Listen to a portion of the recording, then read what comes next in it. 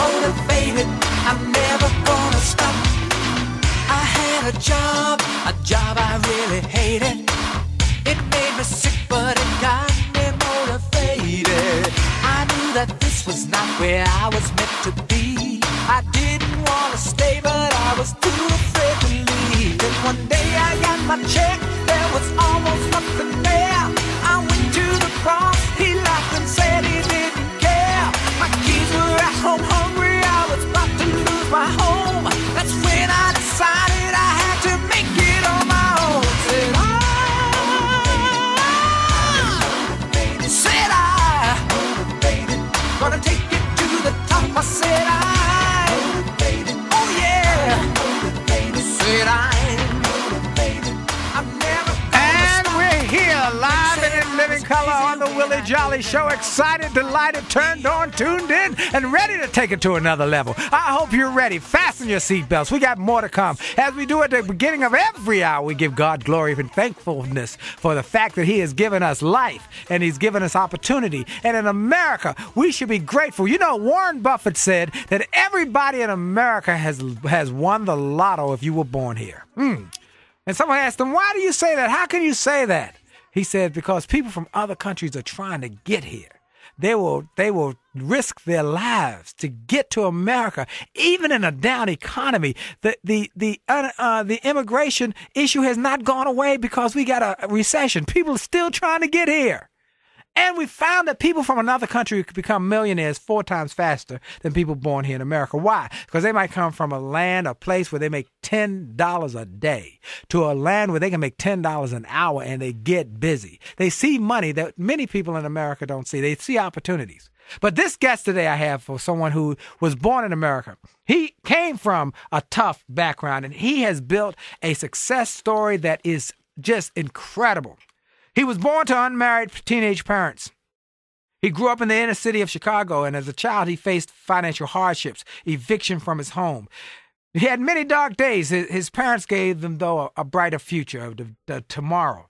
His father taught him to work hard for his living and make life better for his family. And his mother demonstrated a strong faith in God. He used those lessons to turn those childhood struggles and the tough times and the going without to becoming a super success story in the corporate world. By the time he was 35, he was the owner of 2 McDonald's restaurants and has become an entrepreneur extraordinaire. He's an author.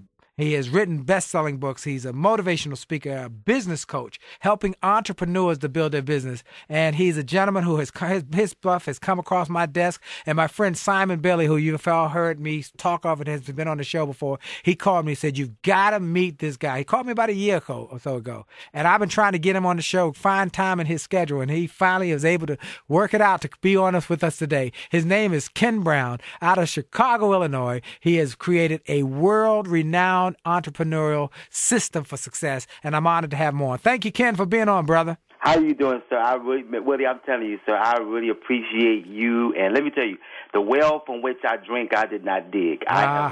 You have really, I'm standing on your shoulders, myself and Simon and the other brothers out there who've committed their lives to helping people take their lives to the next level. We are all indebted to you for just paving the way for us. So I love you, sir, and I'm absolutely honored to just be able to speak on your show. So thanks a lot. I really appreciate you. Well, you got a great story, and it's my pleasure, man. Let me tell you, you got a great story. I'm honored just to have you as a friend. You faced 10 evictions with your parents growing up.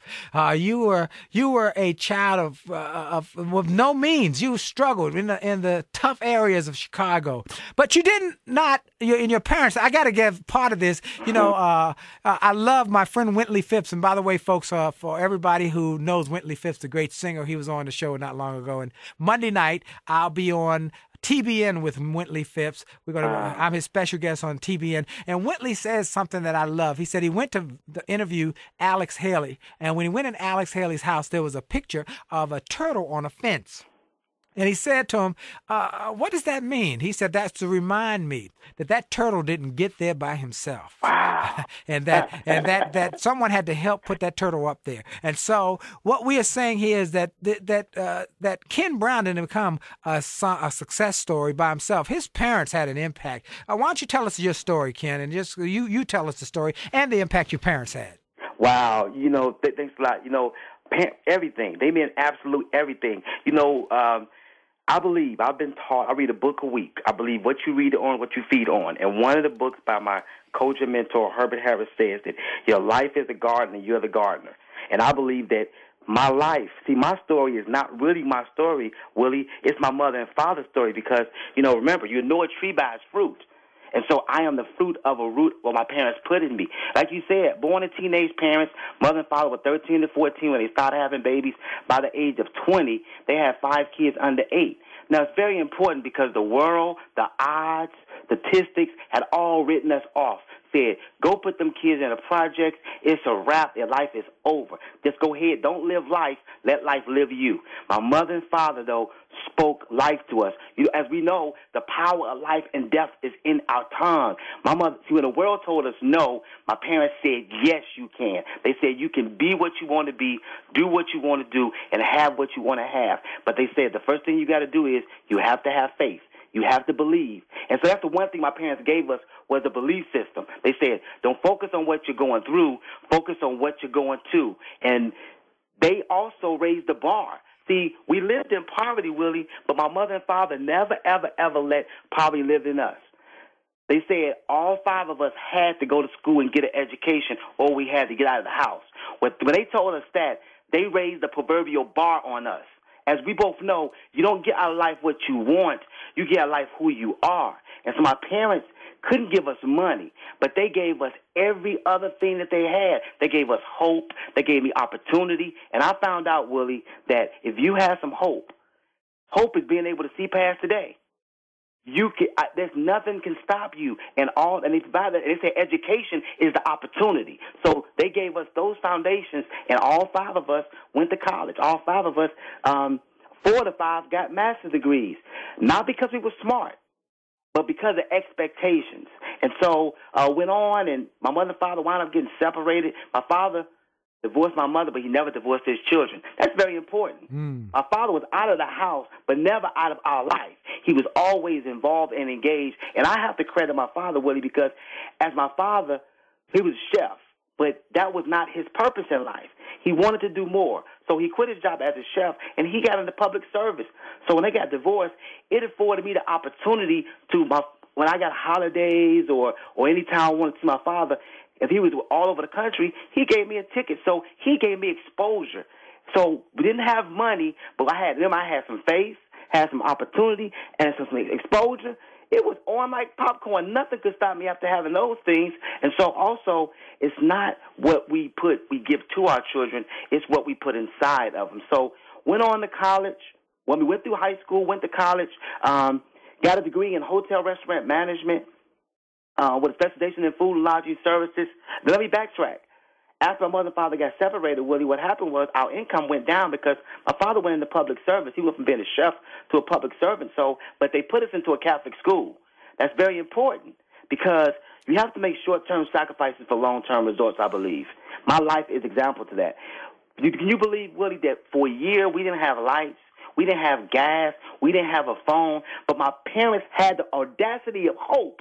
Oh, my goodness, I'm getting excited. They had the audacity of hope to put us in a Catholic school so we can have an opportunity to make a better life for ourselves. And guess what? They made a bet. They made a commitment. And guess what? It paid off because we were able to position ourselves. So went to college, got a degree in hotel restaurant management, and with a specialization in food and lodging services, and ended up getting my degree, got my job out of college. And guess what happened? Mother and father told me to go to college, get a degree, and get a job. I did it. Within 6 months, I got fired from my job. So you said it in the introduction. In the process of that, every year in high school, wound up getting evicted. Even though we didn't have lights, we didn't have gas, we went to the Catholic school, we got evicted 10 times within 4 years. But my mother and father was consistent, and they were really, really emphatic about staying in school.